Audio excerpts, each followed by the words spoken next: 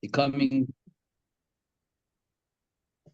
this class in preparation for Rosh Hashanah. The new year starts exactly a week from tonight. Wednesday night next week is going to be the beginning of the new year, 5785. No more 5784.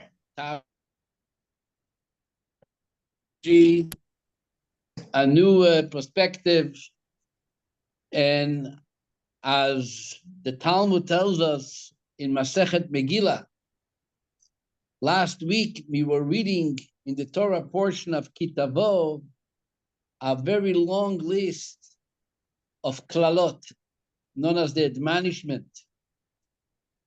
And the Talmud says that the rabbis organized the reading in a way that we should read that portion before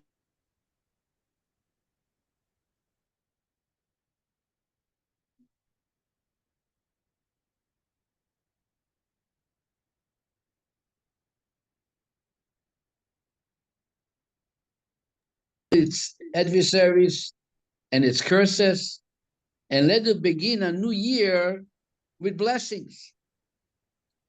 We all understand that last year, after a very beautiful beginning on Rosh Hashanah and Yom Kippur, in the early days of Sukkot, we ended up still in the midst of on the peak of the holiday, is when tragedy struck with the very unbearable events that took place in Israel and is still taking place till now, almost a year, when unfortunately many of the hostages are not home, on the ground somewhere. Some of them, their bodies, which they still carry and contain, we don't have them back to even be buried properly. And unfortunately, we know the developments in the north, and it's very possible, again, using the words of the Talmud, Kol shana sherasha mitchilata mitasheret besofa. Rasha comes from the word rash ve'ani, which means poor.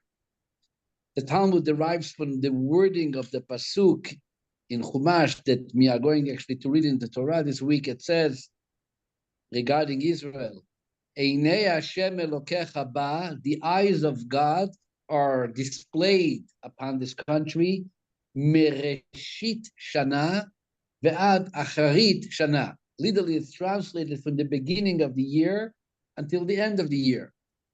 The word reshit is usually spelled reish aleph shin yud taf, like Rosh, like Rishon. Here it's spelled with ad and aleph, which represents the word reshit in a way of poverty. Rash, ani, evion.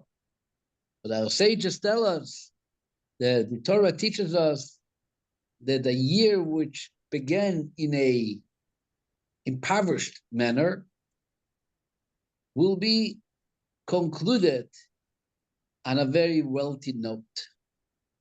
We have a week to bring the year to closure. Miracles had happened to the Jewish people throughout our history. We believe in miracles. It's our principle of faith. So may Hashem help. Naturally, I'm not sure.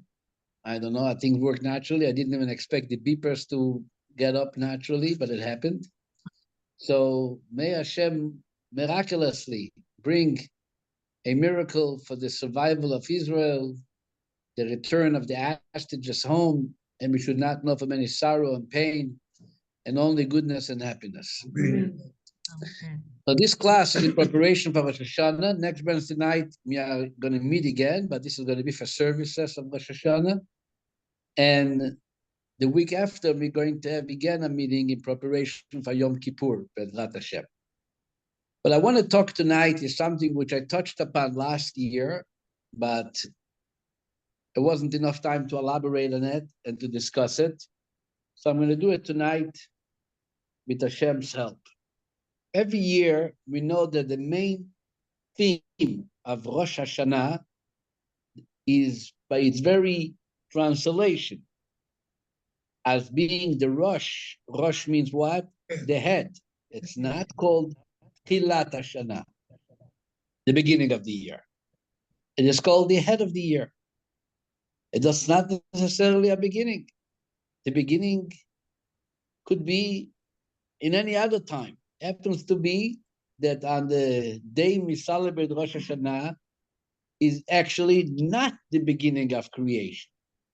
The beginning of creation was a week earlier, and Rosh Hashanah celebrates the sixth day of creation, which is the creation of Adam HaRishon, the first man who was only created on the sixth day. So it's not even the beginning. As David HaMelech, King David, paraphrased it in the verse in Tehillim by calling it as follows: Ze hayom, this is the day, Tchilat Maasecha, the beginning of your work, Zikaron leyom Rishon, a remembrance to the first day, which is a very unusual reading of a simple verse. It's the beginning of your work, but a remembrance of the first day. If it's the beginning of the work, so then it's the beginning of, this is the first day, not just a remembrance of the first day. And our sages explain, it's the beginning of your work because Adam was created, and he's the one who brings the purpose of world, the creation, to its purpose. And that day becomes the remembrance for the first day of creation when God created the world. It all comes together through the Bria of Adam. Adam was created. He is the one who is chosen to bring the meaning of creation into its full purpose. This is Rosh Hashanah. The very fact that we refer to it as a Rosh, as a head, we always say, is indicating to us the sensitivity of the day. Sensitivity means you viewing the day as a day which is counted as a Rosh, as an ad. The ad, we know, is the energy of the entire body. All our faculties are functioning because of the head and what the head contains, the brain. And calling a day of the year as the brain, as the head, as the thing which will sustain the entire year only explains us how important this day is. In tradition, this day is also called the Day of Judgment, Yom Adin, also verses in Tanakh which indicate this concept. It's not in the Chumash itself, but there is verses in Tanakh which clearly indicate the fact that it's Chok leIsrael, Mishpat leElokei Yaakov, a day of judgment for the God of Jacob. The Talmud elaborates, there's the books of life and the books of death, all displayed before God. It is that every person, not only the person, the angels, everything of creation is being judged on that day and determined whether or not the year should be a Shana Tova, Metuka, a good year, a sweet year. And that is the process of the 10 days starting on Rosh Hashanah, concluding on Yom Kippur, when we wish each other, be ready from now, Ksiva v'chatima tova, be written and sealed for the good. Shana tova u'metuka, good year, sweet year, and so on. This is Rosh Hashanah. All the traditions of Rosh Hashanah is centered around the blessings for a new year, apple dipped in honey. We wish each other again, Shana tova u'metuka, a good year, a sweet year. That's the nature of this Yom Tov.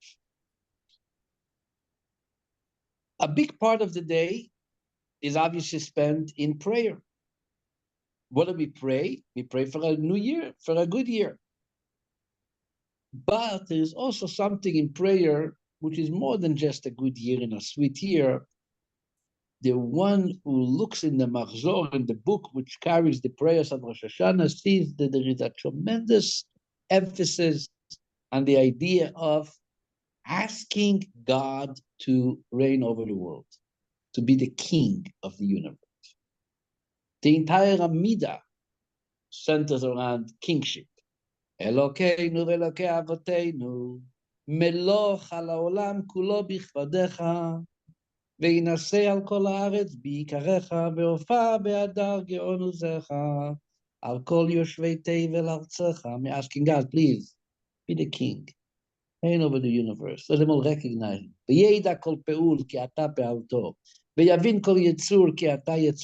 every creature understand that you are the one who created them. Let them all know that you made them. It's all about Malchus. The mitzvah, what is the order of Rosh Hashanah Day? Is the mitzvah to sound the shofar. That's what the Torah commands us in Parsha Temur. Ve'avarta shofar teruah be'echad lachodesh. The first day of the 7th month, we have to make sounds. What is the purpose of the sounding of the shofar? So according to our sage, especially according to our mystics, it is a call to God to become king. It's a call which comes after davening as a call of the bottom, comes from the bottom of the heart, from a place where I have no words. I can only call you by a call out from the depth of our heart. As we say the verse before the shofar, Mina meitzar karosika, Anoni b'merchavka, from the meitzar, from the boundaries, from the contractions. Is I'm calling you out, God. Respond to me in expansion. The shofar, from the little hole, the one who gets up there at the bimah represents the entire crowd, and the mitzvah is to hear those sounds. And our sages connected to coronation, because also the coronation is usually exercised with trumpets and sounds of horns and musical displays. And this is basically what the shofar is. God reveals himself with the shofar. The Torah was given through a shofar. The sounds at Sinai were shofarot. When you went to war against your enemy, the Torah says, use shofarot and trumpets, chatzotzot and shofarot, the sounds. So this is the ideas that we always speak about and we learn, and obviously everybody needs to practice them properly by coming to shul and Rosh Hashanah and davening and hear the shofar blowing and be part of this entire service. What I want to talk tonight is a message of tefillah in prayer, something interesting which is explained in the Zohar, is as a message, as a perhaps a direction in how one can succeed in his Rosh Hashanah prayer. Everybody's going to pray, but they want to have a successful tefillah. We want to make it. What is it that you can teach me, Rabbi, from the Torah? Obviously, I'm not making up on my own anything. What can you show me and tell me that my Rosh Hashanah is going to be a meaningful Rosh Hashanah to the point that I will be able to succeed in my requests, in my wishes, for myself and for the entire world? So I'm going to start up with a biblical story. The biblical story is in the book of Kings, Melachim Bet. Many of you know this story, chapter 4. Melachim Bet, chapter 4, discusses the great prophet, the prophet Elisha. And tonight, we have over here Elisha Komikar in the crowd, which is his father's yahrzeit. Tonight, what was your father's name? Nathaniel ben Asher Rachel. Tonight is his yahrzeit. And Elisha brought some Indian kosher cookies for all those who want to eat in honor of his father, who was an Indian Jew. So you can enjoy the celebration of India, please, bechavod. Those who are on Zoom, you can only fantasize how good it is. Amen. Amen. So here's a story about Elisha. Elisha is a prophet, which as a prophet goes around, he also travels the land. And there is one place that is visiting, is a small town, which the town, by the way, exists till today in Israel, the town of Shunam. Today it's an Arab village or little town. And they actually have a home which they consider the gravesite of this woman, which we are going to discuss.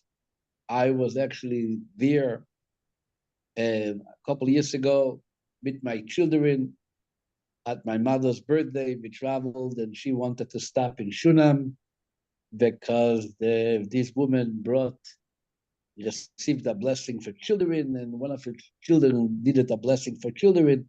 So my mother expected on her birthday to go into the town of Shunam. It was a little not so safe, but we did it, and we walked in, and we went, and we went out, and I'm here tonight, so I guess it all worked out.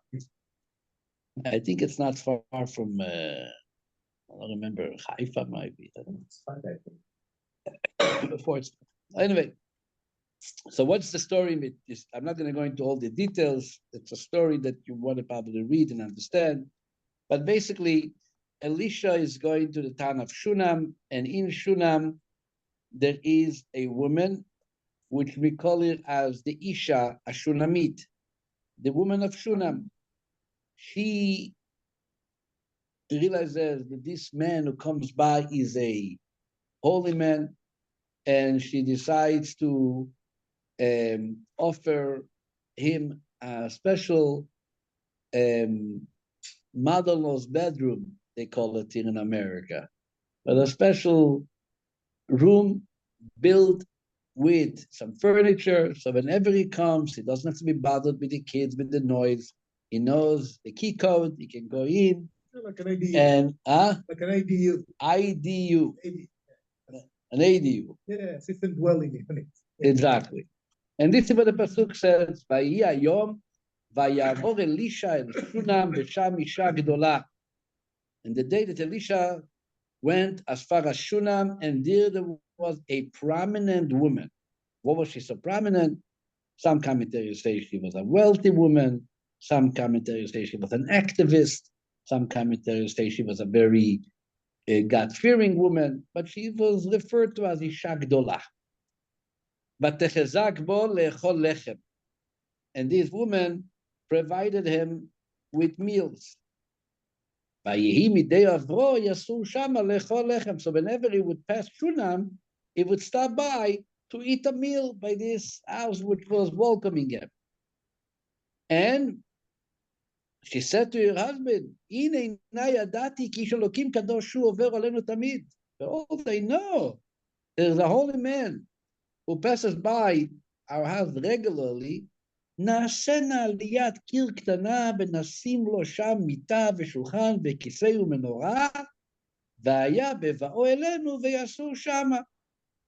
Clearly, he's coming around, he's holy, let's make him a small, here they call it walled upper chamber, and place there for him a bed, a table, a chair, and a lamp, and it will be that when he comes to us, he will turn into there. And then is where the story begins. Vayehi Ayom. What does Vayehi Ayom mean? Vayehi Ayom. And it was the day. Vayavo Shama. The man came. And he goes up to his attic, to his room. He has a gabbai. The gabbai is called Gehazi. Vayomer el Gehazi Naro. He tells Gehazi, his servant, please call her. He called her. She stood there. And he tells her the following. I see, he says, you have busied yourself so much on our behalf. Mala sotlach. What can I return back to you? Ayesh ledaber lach el hamelech. Do you want maybe I should speak on your behalf to the king? Or el sarat tzava? Or to the general of the army? I want to pay you for your hospitality. I want to do something for you. You are so nice to me. I have connections. If you need what they call in Israel, protectia. Huh? Vitamin P. Yeah. You know, I can get you something in the Chalonot HaGvoim, in the high windows. If you want something, I can get for you. Let me know. Amazing. What an opportunity. What an opportunity. What does she say? Vatomer, and she says 4 words. What are the 4 words? She says 4 words in response. 1, 2, 3, 4. What did she say? No. No? No. Vatomer, and she says 4 words. Listen, say after me. Betoch. Ami. Anochi. Anochi. I dwell in the midst of my people. As Rashi says, I don't need anything. I don't need anything. I am amongst my people. Whatever my people have, I have. Whatever they don't have, I don't need to have. I am part of my people. I'm betoch ami. Gehazi, the Gabbai, who is a Gabbai, so he knows how to relate to people. When he hears that his master, the prophet, is giving us such an offer, he turns to his master and he says, Vayomer Gehazi, Aval ben enla. She has no kids. Veisha zaken, and her husband is already old. Meaning she doesn't need anything, right? Gehazi kind of reminds her by telling that to the prophet, she says she doesn't need. She does need. She has no children. Instead of saying, when she hears that, what does the prophet say? Vayomer, the prophet said, "Lamoed hazeh ke'et chayat choveket bet." At this time, next year, when you will be alive like now, you will be embracing a son. Instead of saying, Amen, Vatomer, al techazeh b'shifchata. Come on, don't try to, don't make me feel, don't let me develop hopes. I'm not, let's not get in there. Obviously, as the story continues, she becomes pregnant, and she delivers a child, and she has a child, Mazel Tov, Vatara Isha. The verse says there was a child born, Batelet Ben. She gave birth to a child. And then there's a whole next story with this child, a very unfortunate story, which has an happy ending. The child one day being at work in the field gets a headache. Vayomer el aviv, Roshi, Roshi, my head, my head. The father said, let's take it to his mom. They take it to your mom. Comes by noon, the child was dead. And the mother does not take no for an answer. He makes her way to Elisha. Elisha says, what's going on? It's not Shabbat. It's not Rosh Chodesh. What are you visiting the Rebbe today? And she says, remember you gave me a child. And you remember what I told you? Alo amarti lo tashleoti. Don't try to fool me. Don't try to keep me up. You gave me a child. And then the whole story goes on as Elisha, the child is being brought into the chamber of Elisha. And he is able to bring about one of the greatest miracles, the resurrection of the dead. This child eventually opens his eyes, he puts his head on him, and eventually, Vayigar alav vayacham b'sar hayeled, vayifkach hanar et einav. You want to read the story, you have your homework. Chapter 4, Kings 2, you're going to read everything about it. But I want to tell you what. This is obviously a miracle of giving birth. This miracle of giving birth is not the first time. It's actually one of the themes of Rosh Hashanah. What is the Torah reading of Rosh Hashanah? What part in the Torah do we read of Rosh Hashanah? Remember? Oh, Sarah. Sarah with Yitzchak. Sarah giving birth for Yitzchak. Two people who were not blessed with kids, the miracle of the birth. The second day we read about the Aked. And what are we reading in the Haftorah of Rosh Hashanah? The story of Hannah, very good. Hannah giving birth to Samuel after not able to giving birth. And our sages tell us in the Talmud, and brought down in Shulchan Aruch, why are we reading those stories? Because they conceived on Rosh Hashanah. That's when they became pregnant. Rosh Hashanah is a time of miracles. Women who were not blessed with children were actually blessed on Rosh Hashanah to the point that becomes the order of the day. That's what we're reading. That's the story of today, the story of a miracle, the birth of Yitzchak, the birth of Shmuel and Navi. So there's another miracle, another story. But here comes the Zohar, Akadosh. And the Zohar tells us something amazing by, what do they call it? Lefatzeach et code, to break the code, the Vinci Code, to open and to crack the code of the story, to tell us what was the conversation between Elisha and what's it called, and the woman of Shunamit. Says the Zohar HaKadosh, he said it in 3 places. I'm reading you from Parshat Beshalach. Vayehi Hayom, says the Zohar, Manu Yom, which day is it? Says, I will tell you what it was. Ahu Yoma, that day, Yoma Tava de Rosh Hashanah Abba. That was the day of Rosh Hashanah. And this is the day which women who could not have children were blessed with children on that day.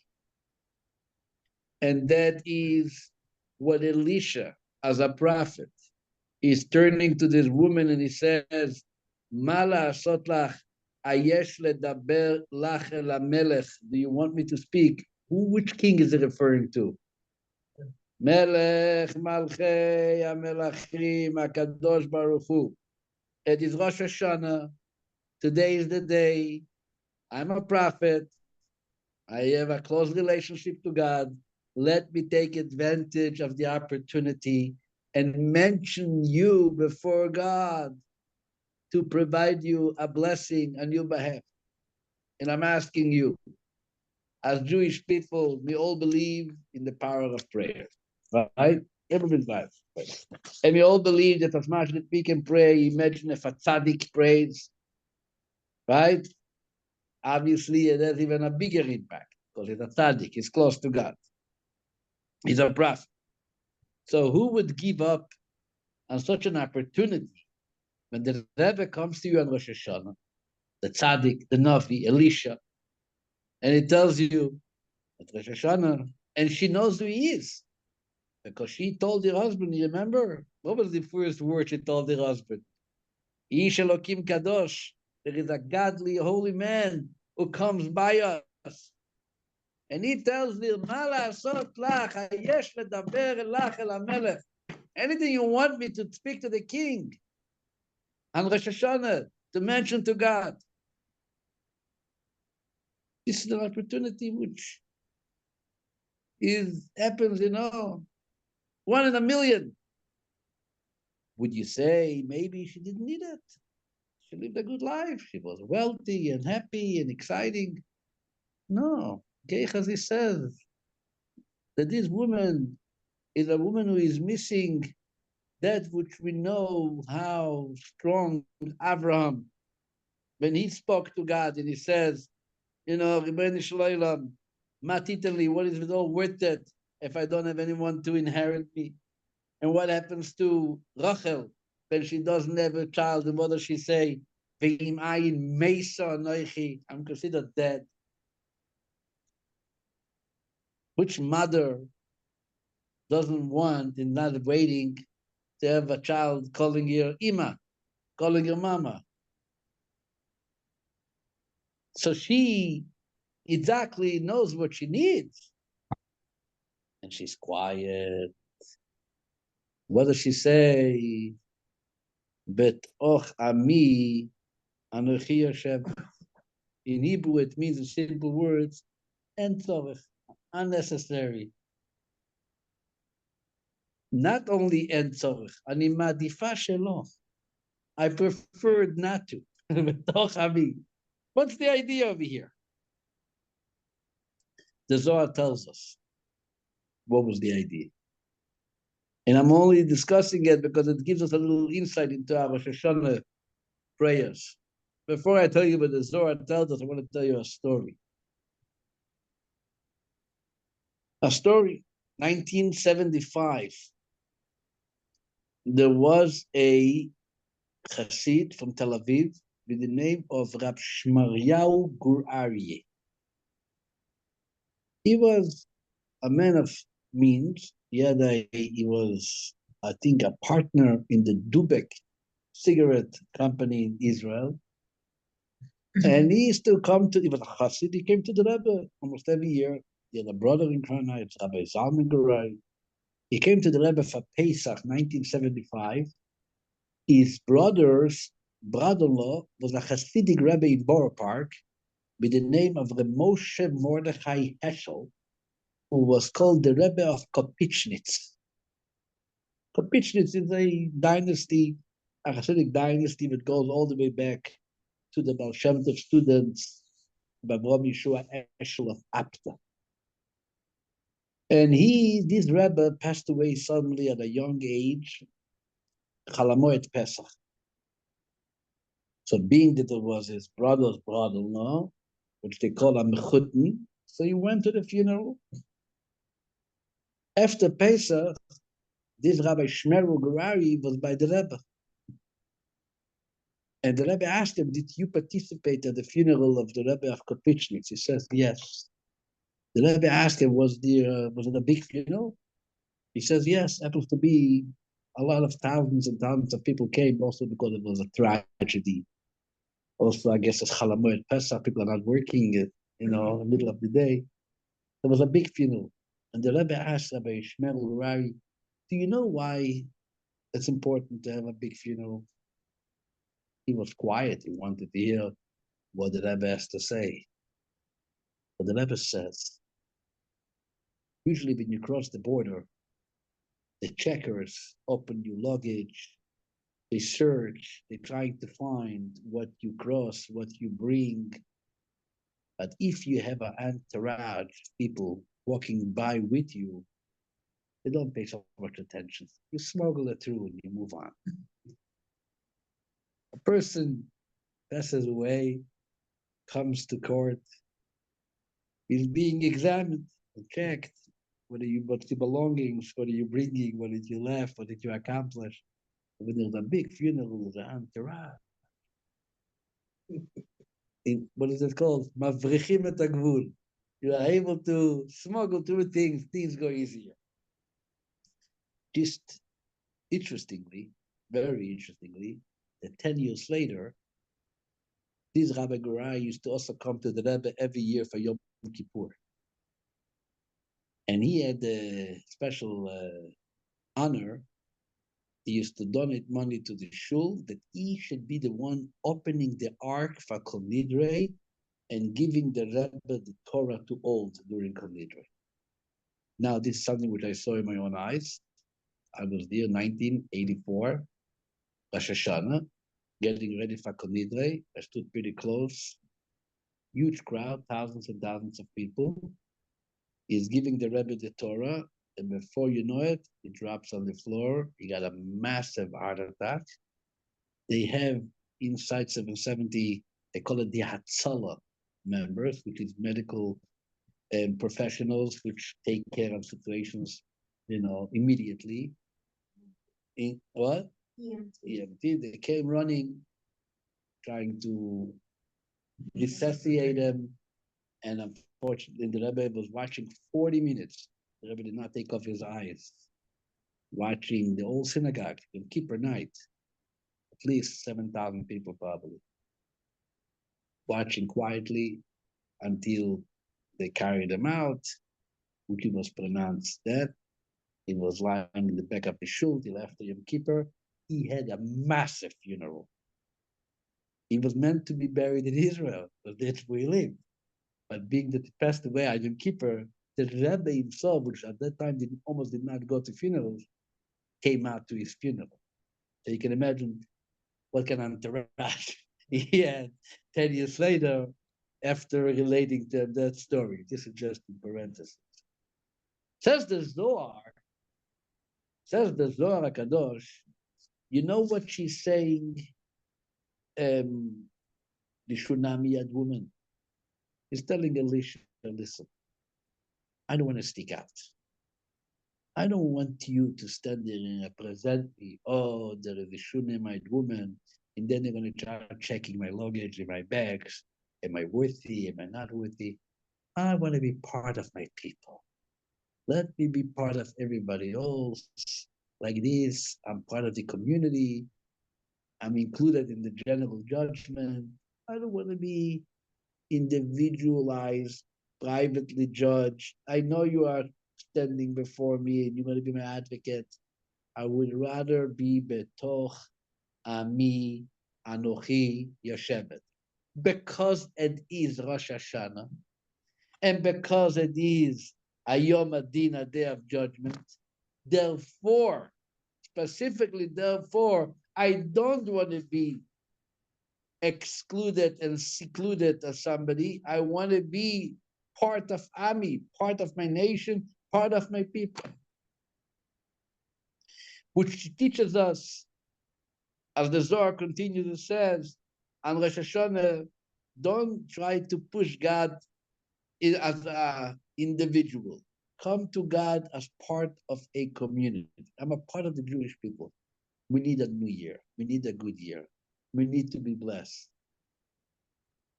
Then you smuggle through. You're part of this entourage. To be sticking out, I remember this is 1985, 86. I'm studying in Montreal, a young yeshiva bacher, and I went on Shabbos afternoon to downtown Montreal to give over a Hasidic insight by Seudah Shlishit between Mincha and Maariv. I came there to daven Mincha. Small shul, an elderly shul, and some elderly person was called up for Aliyah. And he started shouting on the Gabbai, why are you calling me? I don't want to be called. I don't want to be noticed. Usually, the Gabbai gets shot many times, but usually it's, why aren't you calling? Why everybody be called besides me? Here, the screaming was exactly the opposite. This old man, in his perspective, he feels that the reason he's able to live a long life because he forgot about it. And now that he's going to be sticking out, called him to the door. Oh, Yankel is alive. He says, Baruch Hu. Time for him to go. Enough. This is what Elisha Shunami tells Elisha, Betoch Ami Yonechi Yesheves. I'm part of my people. That's where I belong. I don't want to be individualized. I don't want to be, what's the word? The better word is standing out. Singled out, stand out. I don't want to have the flashlight shining over my face. And therefore, I would rather not to be mentioned. But the truth is, I mean, really, is it possible to escape? Talking about God. Yeah, Jonah tried that. Jonah tried, it didn't work. King David says, Ana elech meruchecha, ve'ana mipanecha evrach. How can I run from you? Where can I escape from your face? Im esak shamayim shamata. If I'm going to ascend the heavens, you are there. Atzia sheol ineka. Down in the bottom pits, again you're there. Esak kanfei shachar, gam sham yatcha tavzeni. I'll fly like an eagle, your hand is grasping me. Where are we running? What kind of escaping? What's the real meaning behind betoch ami anochi yoshevet? So our Hasidic rabbis and teachers tell us it's not only that the Shunamite woman is literally telling God or telling Elisha, I don't want to be singled out. לא רק היא אומרת, אני לא רוצה לבלוט, I don't want to stick out. There is more than that. When she says, Betoch Ami Anochi Yoshevet, I'm sitting, I'm dwelling among my people, she wants to teach us what is the secret of a successful prayer and our request to be answered on Rosh Hashanah. And the secret is very simple: unity, to be part of people, to be part of a nation. It's a all different perspective. In this section, what the Zohar says, the Zohar uses these words. The Zohar says, I'm going to read you and translate for a minute. Oh, first it says, in a time when there is judgment, those who are singled out, even if they're tzaddikim, if they are righteous, but the fact that they were singled out, nitfasim rishona, they are the ones who are getting captured first. And therefore, a person should not separate himself from the people forever, not only because of judgment. The idea is that you want to be part of a nation, of Am Yisrael. There's a whole different calculation, a whole different consideration when you come as a part of the Jewish nation, or you come as, hello, I am Mr. John. Good morning, Mr. John. How can I help you? Oh, really? That's what you need? Let me find out. Let me see your credit score and see what you deserve and how much we can lend you and how much we can invest in you and how much we can offer you. Or when you don't come in, Mr. John, I said, I am from the Jewish people. I'm a part of this. I'm uniting myself with them. First of all, even if you miss something, and everybody has his deficiencies. I mean, I'm talking about myself. You all great, but if you look at your deficiencies, which people have, the fact that you're part of the Jewish people, somebody is complementing those deficiencies. Somebody is fixing them for you. If you're a part of a body, so lacking something in one part of the body can be and should be many times repaired by the other part of the body. The Alter Rebbe keeps on saying that when he considers the Jewish people as one goof, one body, and the Alter Rebbe says that when there is an issue in your head, you have a headache, sometimes they will fix the problem by taking blood from your leg. What's the connection? This is the leg and this is the head. What's the answer? They're all part of one body. There is the stream of blood which passes through the entire body. And yes, the leg impacts the head and the head impacts the legs. And that's how the functionality of a body works. This is Am Yisrael. This is the Jewish nation. We are a part of one people. I am missing A, somebody else is missing B, so I give him C, and he gives me B, and I give him A, and everybody is able to help each other, integrated in one to another. That's called what? Unity. That's called Achdut. This is Betoch Ami Anochi Yoshevet. This means I'm sitting and I'm dwelling amongst my people. I am not, says this Shunami woman, I'm not here as an individual. I'm a part of the Am. You know, Am means my grandmother, Mrs. Farkash's grandmother, always used to speak about how when they ran, they were hiding, running from the Nazis here, there.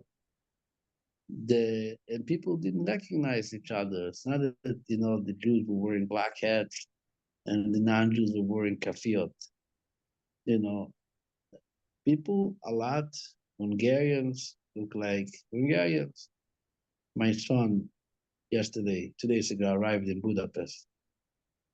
I asked him, how's it going? He says, all the people look like Zaidi. They all look like Zaidi. Oh, Goyim. Yeah, somehow he puts his grandfather's Hungarian face with another bunch of Hungarian faces that he bumped into the street. So how did you figure out that Christian people were not speaking Yiddish? They were hiding. Everybody was afraid. There was a term they used, Amcha. He used to walk by and say, Amcha.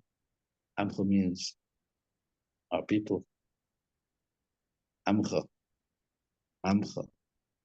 Like Am Yisrael. Our people, your people. That's what they use. Amcha. This is what Shunamit says. Betoch Ami Anochi Yoshevet. I'm a part of my people.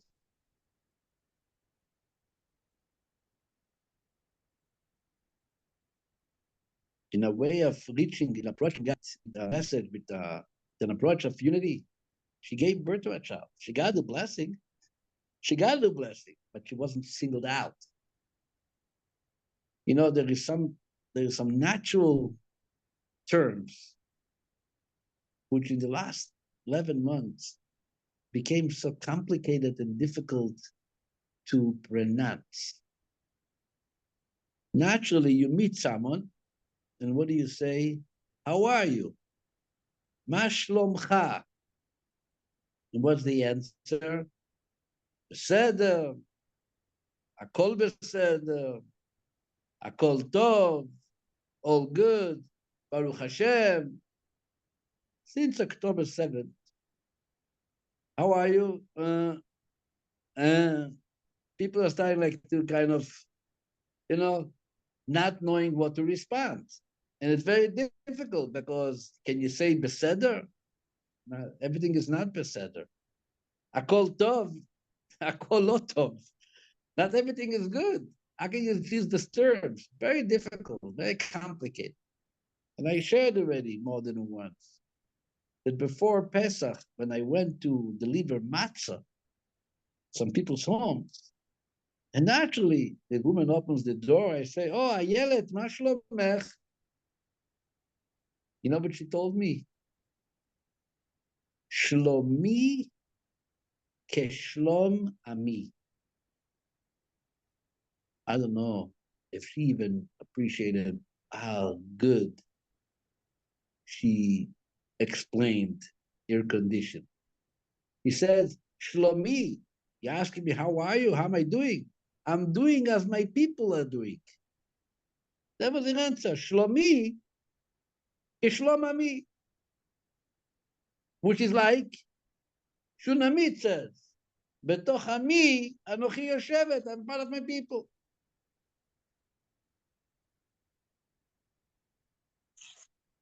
Obviously, Rosh Hashanah is a uplifting day.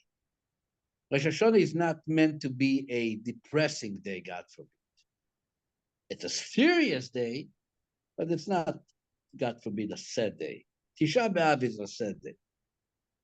Like someone said once, a chassid. Chassidim are always uplifted and inspired. And this chassid meets a misnaged. You know, a misnaged, which is not a chassid, Nebuch. And you see them very kalamutna, very like very depressed kind of. Shoshana, so the chassid says, why do you look so depressed?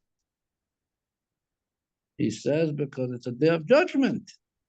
I'm standing in court tomorrow. I have a difficult court case. Why are you so happy? You don't believe it's a day of judgment tomorrow? You don't know you're going to appear in court tomorrow? He says, I know. I will tell you. I know the judge. He happens to be my father. I will be okay. I will be okay.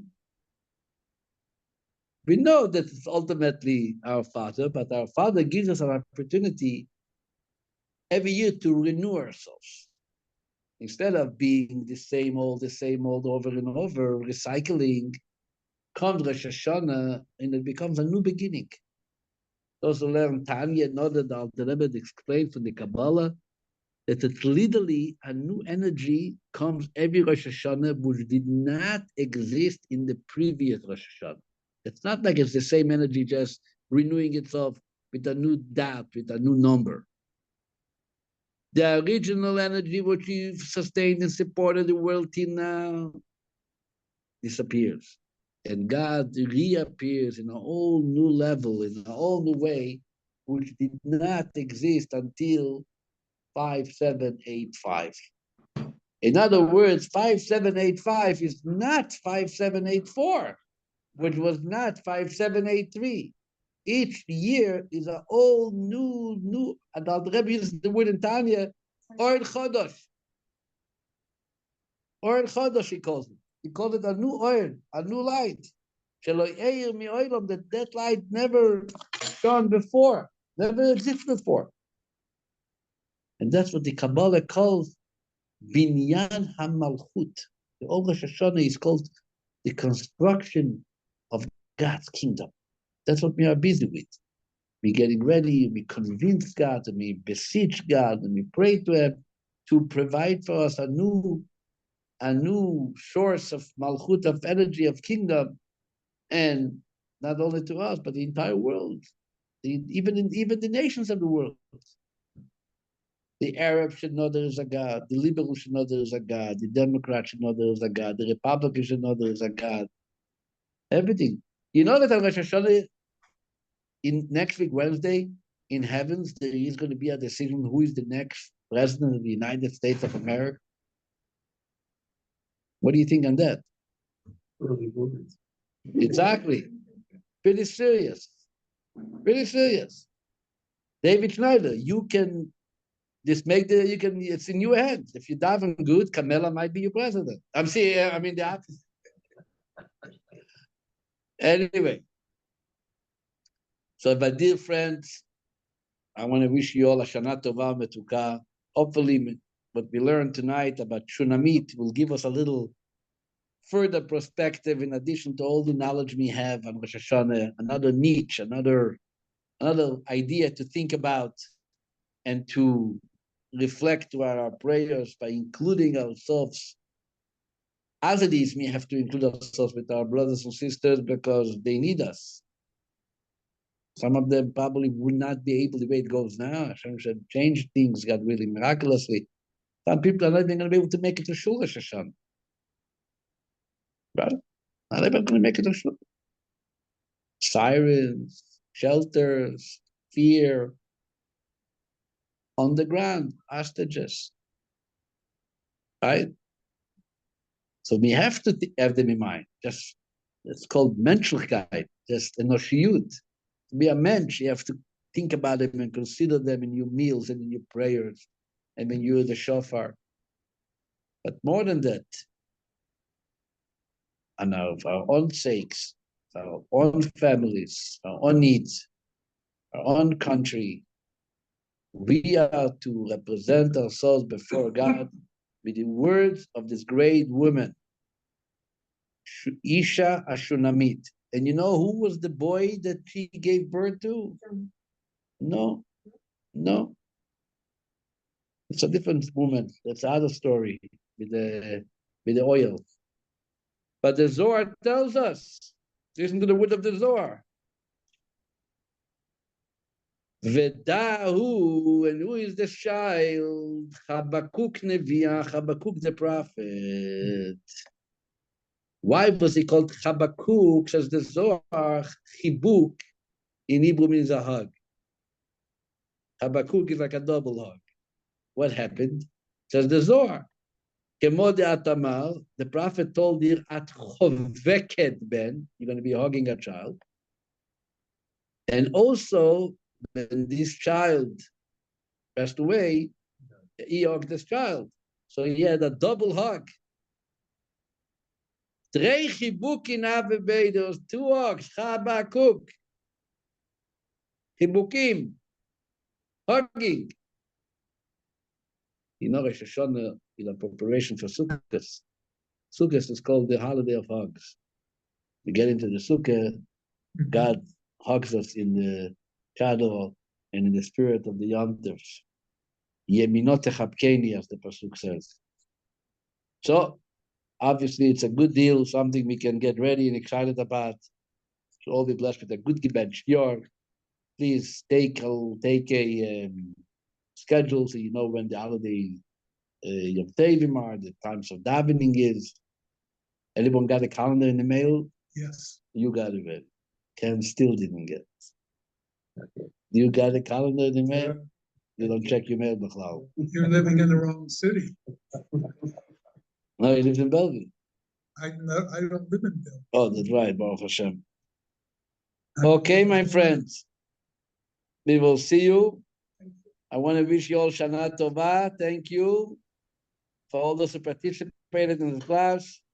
And we will see you, God willing, Bezrat Hashem Shabbat and before and after. Thank you. Surah Tovot. All the best. Who is this young man? Akiva Yosef. Where are you from? How about Central Cascade, your brother? Central Cascade. Very Yes, nice. Akwa. Welcome. Give Thank you. regards to my brother. I hope sure you will. enjoyed learning something today. I did. I think- Thank you. Very good. In 2 weeks from now, we're going to have a class before Yom Kippur. I'll On join in Wednesday as again. well. Okay. Thank you. Thank you. Thank you, Rabbi. Merkel, welcome. Who are you the whole time? Mr. Furman. You. Thank you, everybody. Shana Tova and Amit Flexonet. Yeah. Meet that, the fact that